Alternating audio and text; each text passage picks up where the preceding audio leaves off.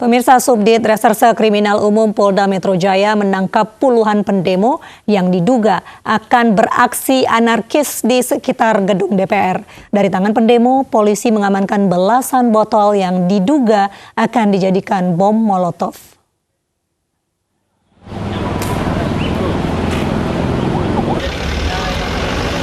Polisi menggeledah barang bawaan pendemo yang ditangkap saat akan berdemonstrasi di sekitar gedung DPR. Diduga mereka akan beraksi anarkis saat demo karena ditemukan sejumlah botol minuman kosong untuk dijadikan bom Molotov.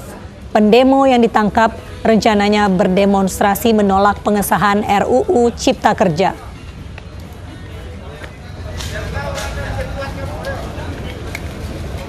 Menuju kepada Indonesia 17 Agustus yang dinyatakan sebagai kemerdekaan.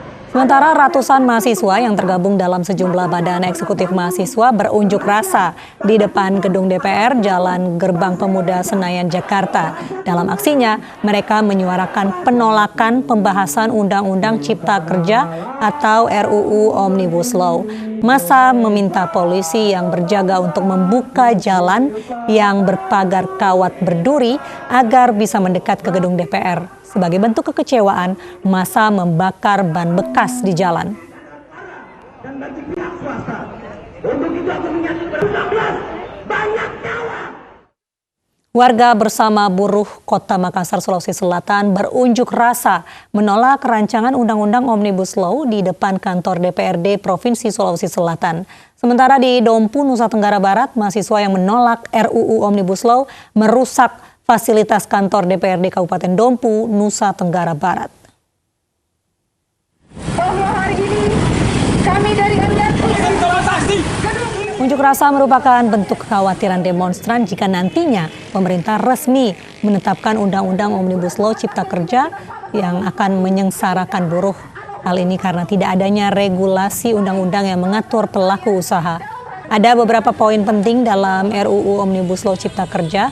Salah satunya menghilangkan jaring pengaman tenaga kerja yang berdampak pada potensi PHK massal dan hilangnya pesangon. Omnibus Law juga berpotensi menyebabkan pasar gelap tenaga kerja yang menyebabkan ketidakpastian kerja dan sistem kerja outsourcing. Unjuk rasa menolak RUU Omnibus Law akan terus dilakukan kaum buruh di Makassar hingga tanggal 17 Agustus mendatang.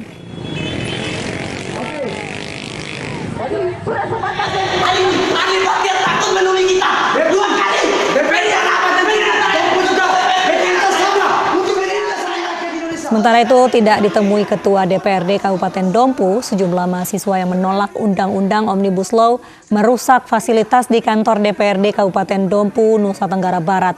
Akibatnya kaca di sejumlah ruangan pecah dan sejumlah kursi rusak. Massa juga merusak di ruang sidang dan mematahkan palu Ketua DPRD Kabupaten Dompu. Usai merusak, mahasiswa kemudian membubarkan diri.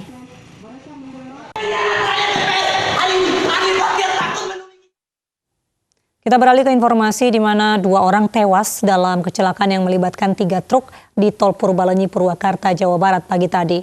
Evakuasi 2 kendaraan baru bisa dilakukan dengan bantuan 2 unit kren.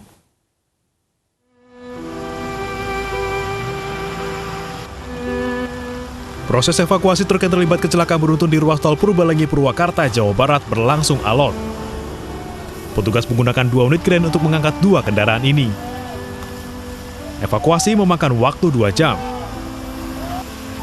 Petugas terpaksa menutup 1 lajur jalan selama evakuasi sehingga menimbulkan kepadatan arus kendaraan dari Bandung menuju Jakarta. Sebelumnya pada Jumat pagi, kecelakaan maut terjadi di ruas tol Purbalenyi kilometer 9500 jalur B di Desa Cibodas, Sukatani, Purwakarta, Jawa Barat. Sebuah truk tronton diduga mengalami remblong sehingga menabrak truk tangki di depannya. Truk tronton yang terus melaju kemudian kembali menabrak sebuah truk lain. Tronton tersebut mengalami remblong, akhirnya menabrak dari truk tangki. Setelah truk tangki menahan sampai dengan row kilometer dan 500 dan terjadi lagi kecelakaan dengan truk yang sedang mengganti ban di bahu jalan. Akibat kecelakaan ini, pengemudi truk tangki dan truk tronton meninggal dunia. Kasus kecelakaan kini tangani oleh Satlantas Polres Purwakarta. Dari Purwakarta, Jawa Barat, Irwan, iNews melaporkan. Kawasan cagar alam di Labuan Bajo, Nusa Tenggara Timur terbakar. 12 wisatawan dievakuasi. Malam ini tanggal 13 Agustus. Cagar alam di Labuan Bajo, Nusa Tenggara Timur terbakar. Ratusan hektar lahan di Cagar Waiwulu, Kampung Wingkol, Kecamatan Komodo, habis dilalap api. Padahal di dekat cagar ini terdapat penginapan untuk wisatawan yang hendak melihat satwa langka komodo. Karena api terus meluas, 12 wisatawan diungsikan ke bibir pantai. Angin yang lumayan kencang sehingga membuat api itu menjalar cepat sampai ke bawah dan hampir mengenai tempat tinggal kami. Api telah menghanguskan perbukitan yang ditumbuhi rumput kering. Badan Penanggulangan Bencana Daerah mengatakan sulit memadamkan api karena jauhnya lokasi cagar alam ini. Namun karena daerah ini memang daerah terisolir, sehingga jangkauan kendaraan pemadam kebakaran tidak sampai di sini. Kebakaran terjadi sejak Kamis sore kemarin hingga Jumat dini hari. Kini tim gabungan tengah menyusuri kawasan seluas 3.000 hektar ini untuk memadamkan bara api yang masih tersisa dan mengamankan satwa yang dilindungi. Dari Labuan Bajo, Nusa Tenggara Timur, Yosep Mario, iNews melaporkan. Kebakaran juga melanda sebuah rumah makan di Karawang, Jawa Barat. Kebakaran menewaskan seorang pemilik rumah makan dan melukai 2 orang lainnya. Mohon segera datang ini pemadam kebakaran. Ditunggu komandan di Ulekan. Sebuah rumah makan Padang yang terbakar di Kampung Ulekan, Desa Sukaharja, Kecamatan Teluk Jambe Timur, Karawang, Jawa Barat terekam kamera warga. Angin yang kencang membuat api cepat menyebar hingga menghabiskan seluruh isi rumah makan. Kebakaran yang menimpa rumah makan tersebut terjadi ketika pekerja menyalakan gas dan meledak. Diduga ada kebocoran pada selang gas hingga api langsung menyambar. Kejadian itu saya kedengar dari belakang ledakan, ledakan, terus kita langsung evakuasi korban sama ini. Ledakan apa tuh, Pak? Itu dari gas. Gas, Pak, ya? Api pun padam setelah 1 jam dengan mengerahkan 2 mobil pemadam. Namun setelah dilakukan pengecekan, ditemukan korban meninggal dunia yang adalah istri dari pemilik rumah makan dengan posisi berada dalam kamar mandi. Sementara, 2 orang lagi mengalami luka bakar serius. Tidak hanya menelan 1 korban jiwa, kebakaran menyebabkan kerugian ratusan juta rupiah. Sementara jenazah korban kebakaran dan 2 orang terluka dievakuasi ke RSUD Karawang untuk penanganan medis. Dari Karawang, Jawa Barat, Muhammad Fahrudin, iNews melaporkan. Pemirsa, Gedung Kejaksaan Negeri Jakarta Barat, Kembangan, Jakarta Barat digeruduk ribuan pelanggar lalu lintas yang terjaring operasi Patu Jaya.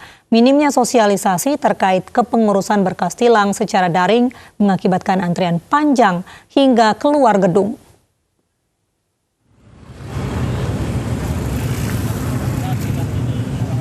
Antrean panjang ribuan warga yang hendak mengurus berkas tilang menjadi pemandangan di Gedung Kejaksaan Negeri Jakarta Barat, Kembangan, Jakarta Barat. Antrean para pelanggar lalu lintas silih berganti memadati Gedung Kejaksaan Negeri Jakarta Barat ini. Sini, Pak. Jangan mepet-mepet. Seneng banget mepet Pak. Petugas dari Satpol PP dan TNI yang berada di lokasi sempat kewalahan untuk mengatur antrean para pelanggar agar menjaga jarak.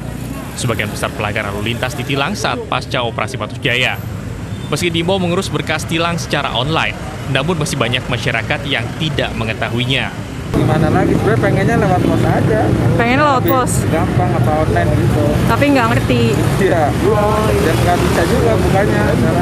Nggak bisa bukanya. Ditilang gara-gara apa, Pak? Lewat jalur cepat. Oh, lewat jalur cepat. Waktu operasi Patu Jaya kemarin ya, Pak? Iya, benar. Sedikitnya 11.000 lebih pelanggar yang datang hari ini ke kantor Kejari Jakarta Barat untuk mengurus berkas tilang. Dari Jakarta, Miftahul Gani, iNews melaporkan. Polisi kembali mengungkap tersangka baru dalam kasus Joko Chandra. Selengkapnya kami hadirkan di News Malam usai jeda berikut.